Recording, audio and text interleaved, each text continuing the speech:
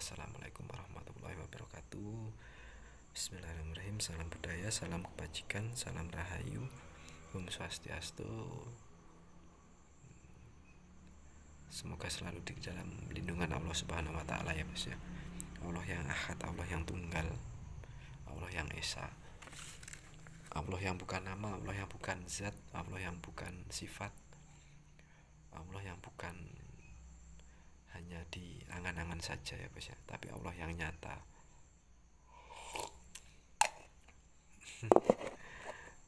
Alhamdulillah bisa ngopi. Kita konteksnya tetap berahad, bermanunggal. Tujuannya satu, hanya apa ya, mendalami diri, mendalami hati, mendalami yang ada di internal kita agar selalu mencapai puncak kedamaian, puncak ketauhidan, puncak kesempurnaan hidup ya, Mas. Nah, di sini saya mau membahas apa ya enaknya ya. Ya, tetap dinu tauhid. Karena tetap enak, nggak ada habisnya kalau dinu tauhid itu. Dan ilmu kedamaian, ilmu kesejahteraan, dan ilmu keseimbangan, dan ilmu yang sejati. Mohon izin untuk para guru-guru, para senior, para sedulur-sedulur di ajaran yang lain yang sudah berdinu tauhid, yang sudah lama membimbing saudara-saudara kita yang masih gelap, masih tertutup, terselimuti hijab nafsu. Mohon izin untuk menerangkan dinu tauhid agar sama-sama bisa merasakan kesejukan hati ini kepada saudara-saudara kita yang belum masuk juga ya, Bos. Saya juga masih awal, masih banyak belajar. Kalau ada yang salah mohon dikoreksi ya, Bos ya, mohon ditegur.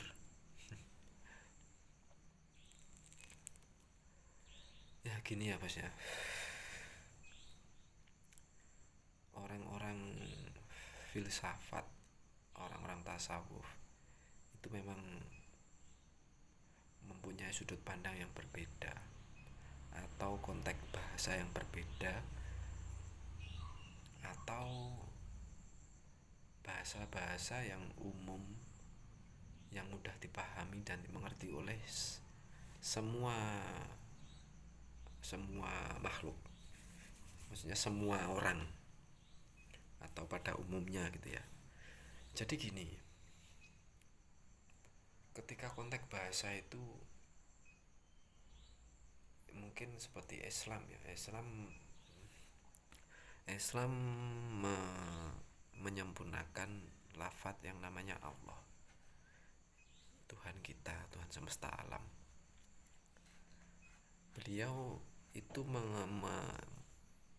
seperti menggambarkan atau mengilustrasikan di dalam hati itu lafaz Allah itu yang bukan lafaz, yang bukan nama, yang bukan zat, yang bukan sifat, itu dengan kata-kata semesta, dengan kata-kata leluhur, dengan kata-kata yang masing-masing sama Allah itu dibimbing sendiri untuk mengeluapkan ungkapan kegembiraan beliau itu, atau ungkapan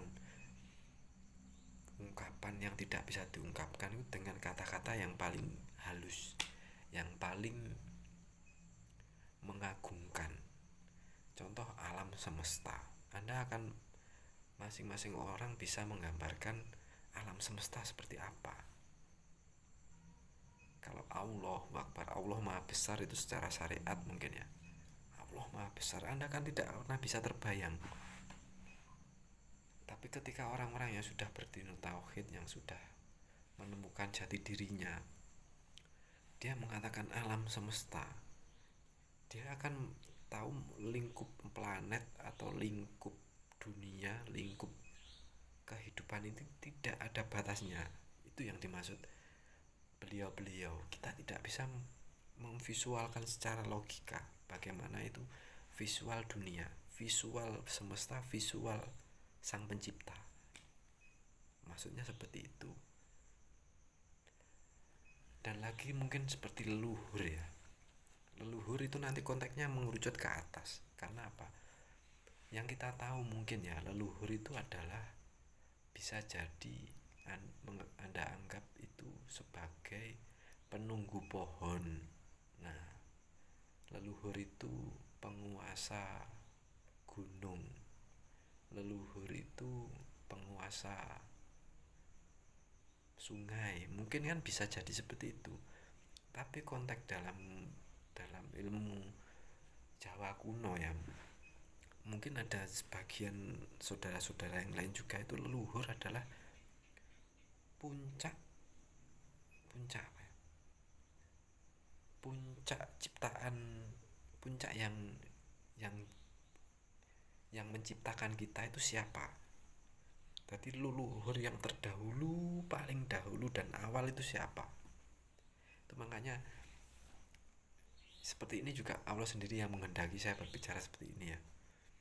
Maka konteksnya jangan pernah menyalahkan siapapun. Dikira kita menggunakan menyan, menggunakan sesajen, menggunakan dupa, itu syirik. Jangan ke situ dulu. Beliau-beliau yang mungkin di Kejawen sendiri mengilustrasikan atau mengimajinasikan, membayangkan luhur itu puncak ketauhidan, puncak ketuhanan yang leluhur, yang paling terdahulu siapa yang menciptakan kita semua alam semesta ini. Kalau seperti itu konteksnya, apakah Anda bisa menyalahkan bahwa leluhur itu sesungguhnya adalah ciptaan atau Tuhan yang ahad itu sendiri? Ayo. Makanya kalau di Islam itu adalah Allah yang Maha Tunggal.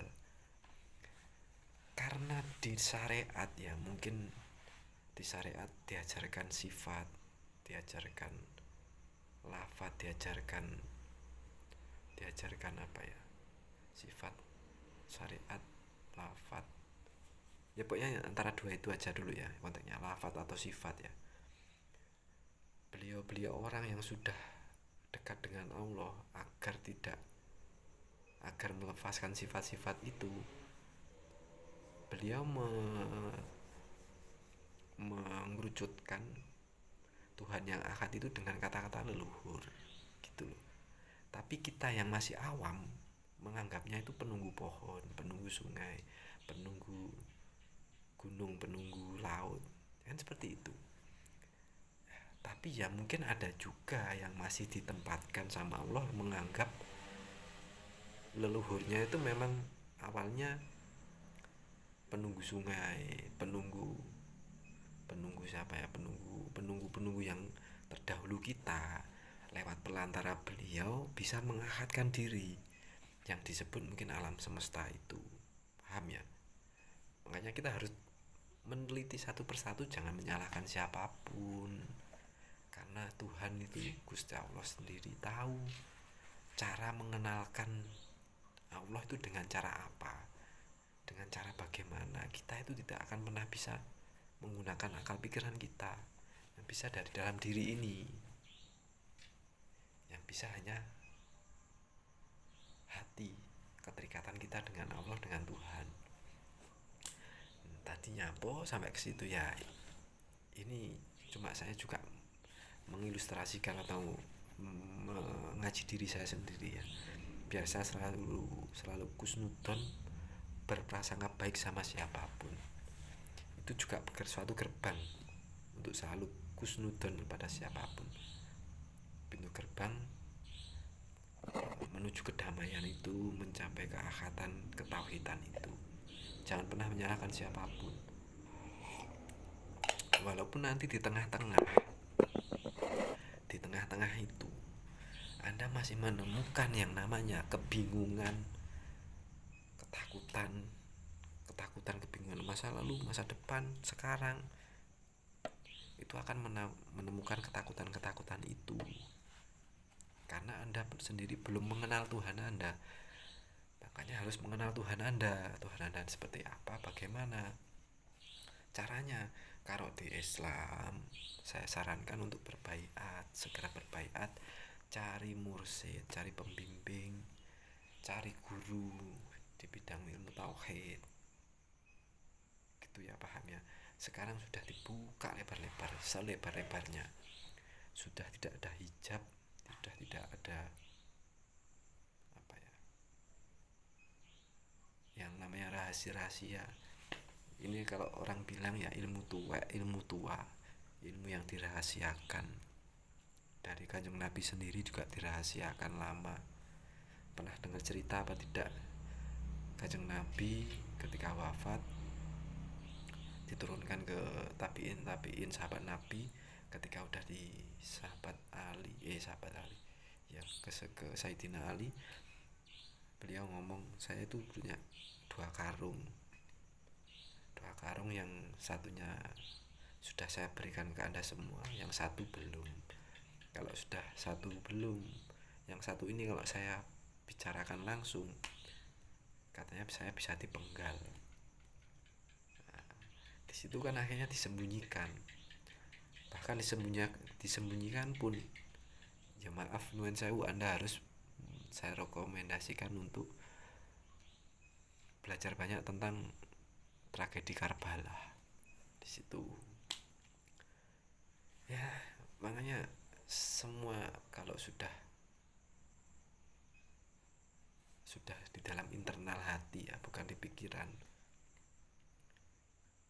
Anda akan tahu porsi, Anda akan tahu wadah Anda seperti apa, sebesar apa wadah itu. Kalau di sini wadah itu kecil, wadah nafsu ini sangat kecil dan sangat memusingkan, bos. Tapi kalau dalam diri enak, tidak ada batasan, yang namanya semesta dalam diri tidak ada batasnya, tidak terhingga. Contoh aja gini, Anda berpejam mata, terus Anda bisa membayangkan mobil, karena kecepatan cahaya, bisa membayangkan pesawat, bisa membayangkan apapun, membayangkan dunia, membayangkan istri Anda. Itu harus salah satu apa ya, kalau Anda peka, Anda sadar, itu adalah keajaiban Allah, itu adalah peran Allah. Itu kalau orang bilangnya spiritual, atau bahasa akademisnya kita berimajinasi, mungkin gitu ya, bahasa apanya lagi, kita berhayal. Makanya jangan terpaku dengan konteks bahasa. Saya kalau bilang belajar kok gak enak sih, kok ingin seolah-olah malah ngajari. Saya tidak ingin mengajari, saya bukan guru Anda. Saya menulari, itu udah paling halus. Saya mengevaluasi diri untuk menulari, itu bahasa-bahasa yang paling, semoga ya memang Anda memahami gitu loh. Semoga paham ya dari sini, bosnya. Yes, nggak bisa ilmu tauhid dipaksakan, tapi harus dirasakan, disadari dengan hati, bukan dengan akal, dengan pikiran. Tidak akan mampu akal untuk mencapai itu semua. Ya, mumpung segini ya, kita lanjut lagi ya, bahas masalah apa ya, subhat ya. Subhat belum sampai nanti, tapi masih belum tekan lah subhat itu, karena konteksnya nanti seperti agak islami, saya juga tidak paham, kurang terlalu paham, dan saya bukan di ahlinya itu. Tapi ya saya mohon pada Anda untuk selalu memegang dzikir sirul asror, dzikir nafi isbat itu. Kalau bisa jaga wudhu, jaga hadas besar, puasa weton. Niatnya untuk tobat, karena kita selalu salah menyembah Allah. Kita tidak tahu siapa Allah itu, tidak tahu wujudnya dan keindahannya yang sejati. Kita hanya bertobat, dan kalau bisa pulau pendem untuk kesederhanaan kita. Kalau kita sudah sederhana, mendapatkan kemewahan sedikit aja, itu adalah suatu anugerah yang luar biasa. Gitu ya, bos ya. Terima kasih banyak. Wassalamualaikum warahmatullahi